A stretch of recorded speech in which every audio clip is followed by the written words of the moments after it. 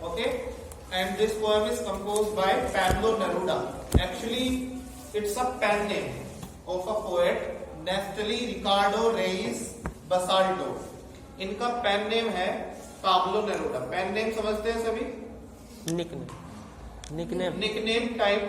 पहले pen name इसलिए इस्तेमाल किया जाता था क्योंकि कुछ जगहों पर कुछ मतलब जैसे इंडिया में जब इंडिया को फ्री कराने के लिए फ्रीडम फाइटर्स ने ब्रिटिश रूल के अगेंस्ट फाइट की, तो कुछ सिर्फ इसमें फ्रीडम फाइटर ऐसे नहीं होते कि मतलब सोसाइटी से ऐसे ही कोई निकल के आ जाता है. कुछ उसमें लेखक भी होते हैं, क्योंकि लेखकों का और कवियों का एक बड़ा योगदान रहता है लोगों को प्रेरित करने में, लोगों को मोटिवेट करने के लिए.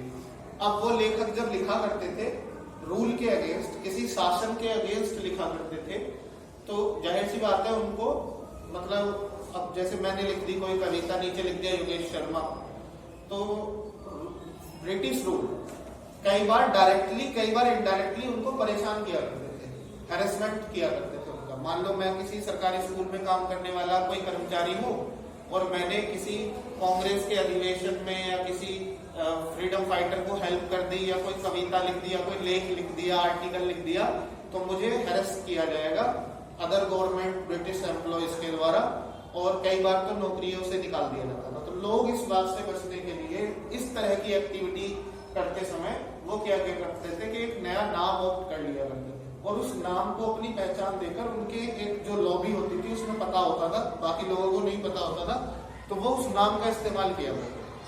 तो वो पेन नेम कहलाता था. फिर ये एक ट्रेंड बन गया. शुरुआत तो इस तरह से हुई थी, लेकिन फिर ये एक ट्रेंड बन गया. लोगों ने मतलब ये सोचा कि अगर हम अच्छे लेवल के कवि या अच्छे लेवल के राइटर दिखना चाहते हैं तो हमारा कोई ना कोई पेन नेम अवश्य होना चाहिए. तो जैसे आप हिंदी में पढ़ते हो सच्चिदानंद, हीरानंद, वात्स्यायन, उनका पेन नेम है अज्ञेय, है ना. अज्ञेय के पेन नेम से लिखते हैं. ऐसे ही बहुत सारे राइटर हैं हिंदी में भी आप देखोगे जिनका कोई ना कोई लास्ट में ब्रैकेट में पेन नेम लिखा हुआ होता है. किसी का पेन नेम बता सकते हो ऐसा? निराला. Very good. तो निराला उनकी कोई कास्ट नहीं है. Very good.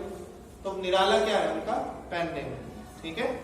ऐसी Pablo नेरूडा 1904 to 1973 is the pen name adopted by Neftali Ricardo Reyes Basalto, who was born in the town of Parral in Chile. परल चिली में एक जगह है, वहां पर इनका जन्म हुआ था नेफ्टली रिकार्डो रेइस बसाल्टो का. नेरूडा's poem consists of easily understood images. अब पैब्लो की जो कविताएं हैं वो इस तरह से लिखी हुई है कि उनकी इमेजेस, उनका जो खाका आपके दिमाग में, एक चित्र उनका आपके दिमाग में बड़ी आसानी से तैयार हो जाएगा. इसका मतलब क्या है कि उनकी पोएट्री को कल्पना बहुत इजीली किया जा सकता है, इमेजिन बहुत इजीली किया जा सकता है. Which add to their beauty. और यही उनकी सुंदरता भी बन जाती है कि वो आसानी से समझ में आ जाती है. He was awarded the Nobel Prize for Literature in the year 1971. और ये बहुत बड़ी बात है, नोबेल प्राइज मिलना. 1971 में इन्हें साहित्य में नोबेल प्राइज मिला था, नोबेल पुरस्कार मिला था. In this poem, Neruda talks about the necessity of quiet introspection. यहाँ पर पैब्लो नेरूडा इस कविता के अंदर इंट्रोस्पेक्शन की, क्वाइट इंट्रोस्पेक्शन की जो नेसेसिटी है, जो जरूरत है, उस पर ध्यान आकर्षित कराना चाह रहे हैं. इंट्रोस्पेक्शन क्या होता है? इंट्रोस्पेक्शन होता है कि हम अपने अंदर झांक करके देखें कि हम कैसे हैं, हम सच में क्या हैं. क्या हम अच्छे इंसान हैं? क्या हम बुरे इंसान हैं? क्या हम गलत करते हैं? क्या हम सही करते हैं? दूसरों के साथ हमारा व्यवहार अच्छा है या दूसरों के साथ हमारा व्यवहार बुरा है? क्या हम ढोंगी हैं? क्या हम नाटक करते हैं? या हम जैसे अंदर हैं वैसे ही बाहर हैं? तो ये इंट्रोस्पेक्शन कब होगा? भीड़ में तो नहीं होगा कि आप भीड़ में काम कर रहे हो, मैं जॉब कर रहा हूँ, खड़ा खड़ा मैं इंट्रोस्पेक्शन करता रहूं. ये कब होगा? जब हम शांत हों, कहीं एकांत में जाकर बैठ जाएंगे, किसी पार्क में जाकर बैठ जाएंगे, किसी हिल स्टेशन पर, किसी पहाड़ी पर या किसी शांत नदी के किनारे जाके बैठ जाएंगे और तसल्ली से सोचेंगे, या कम से कम कहीं ना जाए तो अपने कमरे में बैठ जाएंगे अकेले जब हम होंगे. समझ रहे हैं आप मेरी बात? तो तब हम इंट्रोस्पेक्शन कर सकते हैं, अपने बारे में समझ सकते हैं कि मैं पढ़ रहा हूं या घर वालों को धोखा दे रहा हूं, चीट कर रहा हूं, अपने आप को चीट कर रहा हूं, इसका फ्यूचर में क्या। तो ये सब क्या है, इंट्रोस्पेक्शन या रेट्रोस्पेक्शन आप इसको कह सकते हैं, which can create a feeling of mutual understanding among humans। अब इनका जो इंट्रोस्पेक्शन है वो इसलिए है क्योंकि ये कविता एक ऐसे दौर में लिखी गई जिस समय युद्ध चल रहे थे देशों के आपस में। तो ये चाहते थे कि ये जो वॉर चल रही है जिससे कुछ लोग, 2-3 लोग बैठ के निर्णय ले लेते हैं कि कुछ लोग आपस में लड़े, और फिर बहुत सारे लोग जो लड़ना चाहते भी नहीं है और जिन्हें पता भी नहीं है हम क्यों लड़ रहे हैं, वो आपस में लड़ने लगते हैं। यही होता है वॉर में। तो वो ये चाहते थे कि ये युद्ध ना हो, और ये युद्ध कब नहीं होंगे, जब लोग अपने अंदर झांक करके देखें और सोचें कि हम क्या कर रहे हैं, किस वजह से लड़ रहे हैं। तो ये पैब्लो नेरुदा का ये पोएट्री लिखने का उद्देश्य है। आई होप आपको समझ में आ गया। Now let's move towards the poetry. First of all, poet ask you what do you infer from the title of poem suggest to you. आपको क्या समझ में आता है जो पोएम का जो टाइटल है, शीर्षक है कीपिंग क्वाइट, चुप्पी साधना या शांति बनाना, मन को शांत करना, रखना, इससे क्या समझ में आता है। What do you think the poem is dealing with? आपको क्या लगता है कि इस कविता का संबंध किससे है, किस चीज से लेना देना है इसका। तो आप इस बारे में आप ज्यादा बेहतर समझ सकते होंगे, मैंने काफी आपको इंट्रोडक्शन इसका दे दिया है। Now let's move towards the first stanza. Now we will count to 12. अब पैब्लो नेरुदा कह रहे हैं अब हम 12 तक गिनेंगे। अब 12 क्या है यहाँ पे, देखिए कवि जो होता है ना, वो छोटे छोटे शब्दों के अंदर, वो कहते हैं ना गागर में सागर, गागर समझते हैं घड़ा, उसके अंदर सागर भरने की कोशिश करता है। छोटे छोटे शब्दों के अंदर वो ऐसी गहराई भर देता है कि उसका आइडिया लगाने वाले जो उसने सोचा भी ना हो वहां तक का भी आइडिया लगाते रहते हैं। अब जैसे ये लिखा है now we will count to 12, अब हम 12 तक गिनेंगे। तो यहाँ पे 12 ही क्यों इस्तेमाल किया गया, 10 क्यों नहीं कहा, 9 क्यों नहीं कहा, क्योंकि 12 जितना भी समय आप देखो तो ज्यादातर चीजें 12 से ही डिनोट हुई है। 12 घंटे, 12 माह, 12 महीने, है ना। तो वो कहता है कि मैं 12 तक गिनूंगा and we will all keep still, और हम सब क्या साधेंगे, स्टिलनेस। स्टिलनेस मतलब स्थिरता या शांति साध लेंगे, शांत हो जाएंगे। For once on the face of the earth, कम से कम इस पृथ्वी पर, इस अर्थ के फेस पर, इस जमीन पर, इस धरा पर कम से कम एक बार के लिए हम रुक जाएं, हम स्थिर हो जाएं, हम मूवमेंट ना करें, हम शांत हो जाएं। वो ऐसा कहता है। Let's not speak in any language. अब वो कहता है कि आओ किसी भाषा में बात ना करें, क्योंकि आप देखते हैं भाषा क्या है, हम किसी दूसरे को, जब मैं आपसे कोई बात करूंगा तो जाहिर सी बात है मेरा खुद का तो दिमाग मूव कर ही रहा है, लेकिन मैं कोई ऐसी बात आपके जहन में डाल दूंगा कि आपका दिमाग भी मूव करने लगेगा, आपका दिमाग भी कुछ ना कुछ सोचने विचारने लगेगा। एक बात तो ये है। दूसरी बात ये है कि लैंग्वेज जो होती है, भाषा जो होती है, वो कई बार बैरियर भी बन जाती है। ये सब बातें इसलिए बता रहा हूं, ध्यान रखना, ये लाइन एक्सप्लेन करने के लिए आ जाती है इस पोएम की। जो लाइन इंपॉर्टेंट बता रहा हूं, जो शब्द इंपॉर्टेंट बता रहा हूं, जैसे फर्स्ट वाली थी 12 क्यों लिखा गया है, जैसे ये है कि लैंग्वेज से क्या, क्यों लैंग्वेज बोला उसने कि let's not speak in any language, इसलिए बोला क्योंकि लैंग्वेज कई बार बैरियर बन जाती है। बैरियर समझते हैं, बाधा। आप रशियन में बात कर सकते हैं, नहीं कर सकते। जापानीज, चाइनीज, नहीं, किसी भाषा को नहीं समझते, तो भाषा में बात नहीं कर सकते। इसका मतलब क्या है कि हम उनके विचारों को नहीं समझ सकते। क्या सच में नहीं समझ सकते? क्या हम पूरी तरह से नहीं समझ सकते? अगर हम भाषाओं को भूल जाए तो काफी हद तक हम अपने चाहे 10% ही कुछ डिलीवर करना की कोशिश करें, लेकिन इशारों से या किसी और तरीके से हम, वो डम शेराज खेलते ना बच्चे, तो कैसे ना कैसे करके हम अपनी बात दूसरे तक पहुंचा देंगे। लेकिन भाषा क्या काम करती है? भाषा ये समझा देती है कि ये तो है चाइना वाला और मैं हूं इंडियन, मैं हूं भारतीय, ये बोल रहा है चाइनीज, तो हम दोनों क्या है आपस में, क्या है, शत्रु हैं एक दूसरे के। समझ रहे हैं? तो वो कहते हैं कि इस किस्से को ही खत्म कर दो, हम किसी भाषा में बात ना करें।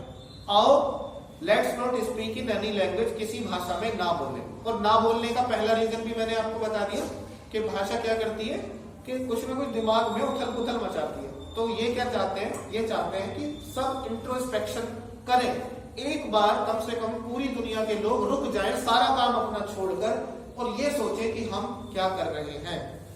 लेट्स स्टॉप फॉर 1 सेकेंड, आओ एक क्षण के लिए रुके।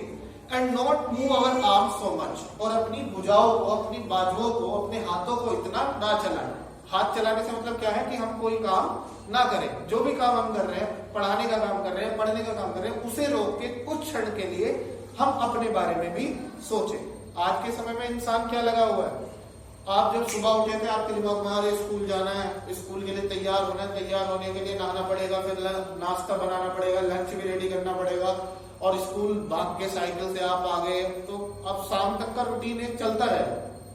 आप ये नहीं सोच रहे कि हम क्यों कर रहे हैं, हम क्यों पढ़ रहे हैं, किस लिए पढ़ रहे हैं। तो पैरेलल नेरूदा चाहते हैं कि ये सोचें लोग। It would be an exotic movement, वो कहते हैं कि ये जो क्षण होगा ये बड़ा ही एक्सोटिक होगा, ये बड़ा ही सुंदर एक मोमेंट होगा कि जब लोग रुक जाएंगे, जब लोग अपने बारे में सोचेंगे। विदाउट रश, कोई भागदौड़ नहीं होगी। विदाउट इंजन्स, कोई इंजन नहीं चल रहे होंगे। हम देख रहे हैं गाड़ियां दौड़ रही है, रेलगाड़ियां दौड़ रही है, हवाई जहाज आसमान में दौड़ रहे हैं, और पता नहीं दुनिया भर की फैक्ट्रियां चल रही है, कितने इंजन्स दुनिया में पूरी तरह से एक रकश क्रिएट हो रखा है, समझ रहे हो, एक भागदौड़ सी क्रिएट हो रखी है। तो वो कहते हैं सब कुछ एक बार के लिए रुक जाइए, बड़ा सुंदर पल होगा। We would all be together, जिस पल में हम सब एक साथ होंगे। एक साथ मतलब सब क्या कर रहे हैं, एक काम कर रहे हैं। वो क्या कर रहे हैं, इंट्रोस्पेक्शन कर रहे हैं कि हम सब एक हो जाएंगे उस समय। इन अ सडन स्ट्रेंजनेस, और बड़े ही सडन, अचानक से और अजीब तरीके से एक जैसे हो जाएंगे। अब आप देखते हो दैनिक जागरण वाले, अमर उजाला वाले 15 अगस्त को एक कैंपेन चलाते हैं। वो क्या कहते हैं कि आज के दिन सुबह 10 बजे 52 सेकंड के लिए रुक जाइए। ऐसे पोस्टर स्लोगन लिखे देखे आपने, 10 बजे रुक जाइए। और ये कई जगह ऐसा मतलब हुआ है, पिक्चर्स मैंने देखी है, और कई जगह उस पर नेशनल टेलीविजन पर भी ये ब्रॉडकास्ट किया जाता है कि वहां पे लोग जहां जो जैसे था वो वैसे रुक गया, सावधान की मुद्रा में। क्यों?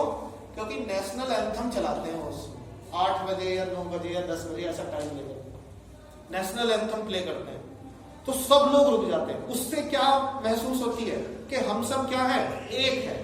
और ये बड़ा एक स्ट्रेंज तरीका हो गया, हुआ ना एक स्ट्रेंज तरीका, ये एकता शो करता है, यूनिटी शो करता है। So we would all be together in a sudden strangeness.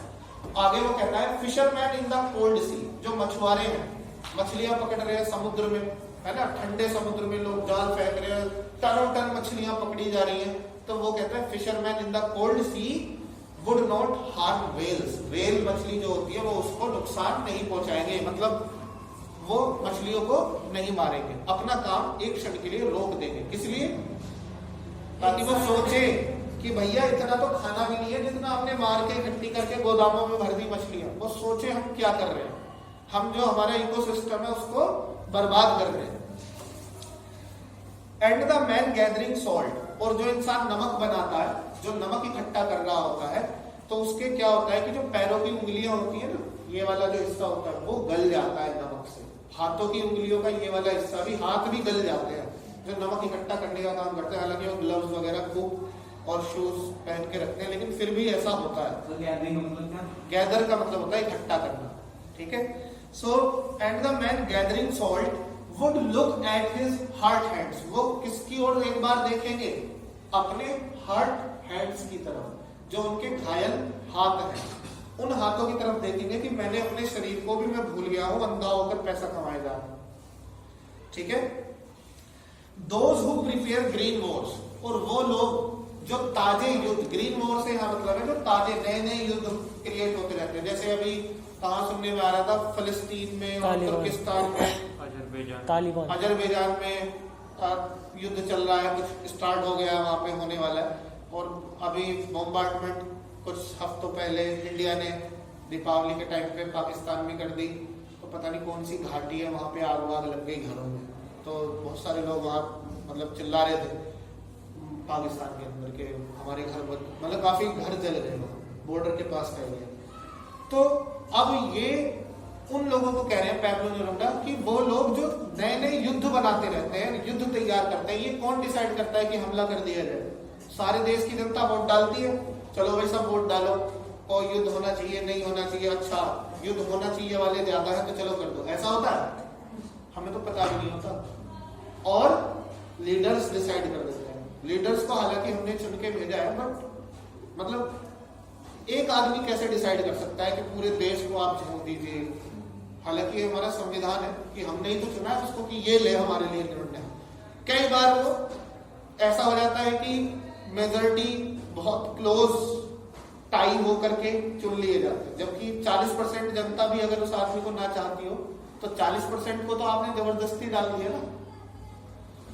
तो ऐसा कुछ है। At the man gathering sword would look at his hot hands those who prepare green Wars, वो लोग जो नए नए युद्ध शुरू करते हैं, वॉर विद गैस, ऐसे युद्ध जो डंडों की सहायता से नहीं लड़े जाते बल्कि गैसेस के, हाइड्रोजन गैस और पता नहीं किस किस तरह के वायरस के बेस पर लड़े जा रहे हैं। वॉर्स विद फायर, ऐसे युद्ध जो आग के साथ लड़े जाते हैं।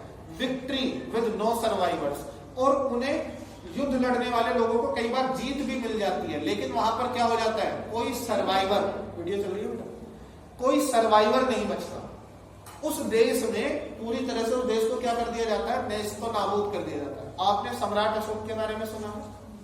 सम्राट अशोक ने बुद्ध धर्म अपना लिया था। वो कब अपनाया था?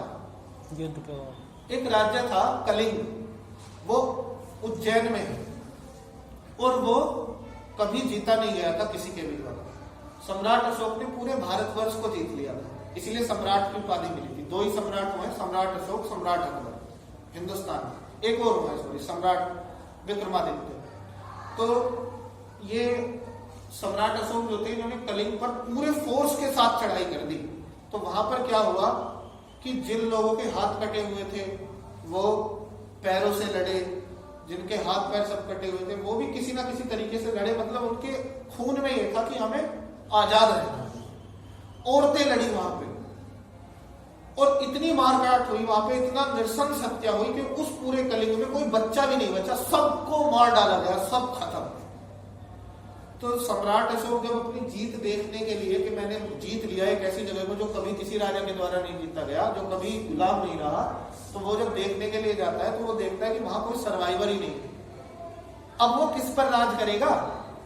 वहां तो कोई जिंदा ही नहीं बचा, बस उसको क्या मिली है, खाली जमीन जो लाशों के ढेर से पटी हुई है। तो ये ऐसे लोगों की बात कर रहे हैं, those who prepare green wars, wars with gas, wars with fire, victory with no survivors, जिन्हें जीत भी मिल जाती है लेकिन कोई सर्वाइवर वहां पर नहीं बचता। Would put on clean clothes, वो लोग भी क्या करेंगे, लड़ना छोड़ देंगे और वो क्या पहनेंगे, साफ स्वच्छ कपड़े पहने। And walk about with their brothers, walk about का मतलब साथ साथ चलना, अपने भाइयों के साथ साथ उनका हाथ पकड़ के, उनका हाथ थाम के, भाई कौन, जिनसे वो लड़ रहे हैं, उनका हाथ थाम के हमारे साथ साथ चले। सोचिए अगर ना पाकिस्तान हिंदुस्तान से लड़े, ना हिंदुस्तान पाकिस्तान से लड़े, सोचिए चाइना पाकिस्तान हिंदुस्तान से न लड़े, रूस अमेरिका से ना लड़े, तो ये सब क्या हो जाएगा, सब लोग अच्छाई के लिए बढ़ेंगे, विकास के लिए बढ़ेंगे। और हम लोग का जो एक बहुत बड़ा टाइम, बहुत बड़ी ताकत, बहुत बड़ी एनर्जी इस काम में खत्म हो रही है कि हम अपने आप को दूसरे से बचाएं या दूसरे पर हमला करें, वो सब क्या हो जाएगी, खत्म हो जाएगी। सब मिलकर आगे विकास करेंगे। वो would put on clean clothes, वो साफ कपड़े पहनेंगे। And walk about with their brothers, और अपने भाइयों के साथ चलेंगे। इन द शेड, शेड मतलब छाया में, छाया किसकी, हरे भरे पेड़ों की। डूइंग नथिंग, कुछ ना करते हुए अपने भाइयों के साथ साथ घूमेंगे। मतलब उनके अंदर क्या हो जाएगा, आपसी समझौता हो जाएगा, संधि हो जाएगी, मेलजोल बढ़ जाएगा। ब्रदरहुड को बढ़ाने की बात की गई है। What I want should not be confused. अब वो कह रहे हैं कि जो मैं चाहता हूं उसको लोग कंफ्यूज ना हो जाएं, ये सोचकर, क्या सोचकर, विद टोटल इनएक्टिविटी, कि मैं चाहता हूं लोग निकम्मे हो जाए, ऐसा नहीं चाहता मैं।